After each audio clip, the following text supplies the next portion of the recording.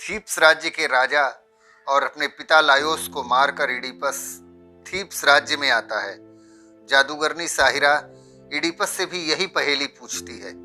Oedipus इस पहेली का जवाब दे देता है और इस पहेली का जवाब था इंसान। सुबह, दोपहर और शाम। उसकी जिंदगी की 3 अवस्थाएं हैं।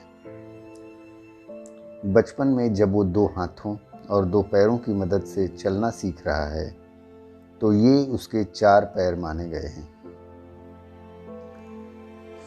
जवानी, जब वो अपने उरूज पर होता है तो 2 पैरों से चलता है। और जिंदगी की शाम, उसका बुढ़ापा, जब वो लाठी टेकते हुए हर पल मौत के करीब जा रहा है तो उसे 2 पैरों के अलावा उसकी लाठी को उसका तीसरा पैर माना गया है। जहां पहुंचकर इंसान मोह माया के बंधन में उलझकर अपना जीवन व्यर्थ कर डालता है और अंततः बुढ़ापे में इस दुनिया को छोड़कर मोह माया के बंधनों को तोड़कर अपने अंतिम सफ़र पर निकल जाता है, जहां से कोई वापस नहीं आ सकता। जादूगरनी साहिरा अपने आप को ख़त्म कर लेती है।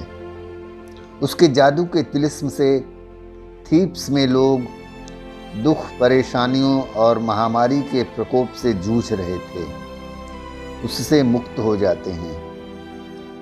उसके तिलिस्म के टूटते ही हर तरफ खुशियों की बहार आ जाती है और ये सब इडिपस की वजह से ही संभव हो पाया था। इसलिए जनता ये मांग करती है कि इडिपस को राजा बना दिया जाए। इडिपस का मामा क्रियोन उसे थीब्स का राजा बना देता है और उस राज्य की परंपरा के अनुसार इडिपस का विवाह थीब्स राज्य की रानी जोकास्टा से करवा दी जाती है। थीब्स राज्य की जनता अपने नए राजा इडिपस को बहुत प्यार और सम्मान देती थी, लेकिन उसी राज्य का महान ज्योतिषी नाबीना टायरेसियस उससे बहुत नफरत करता था।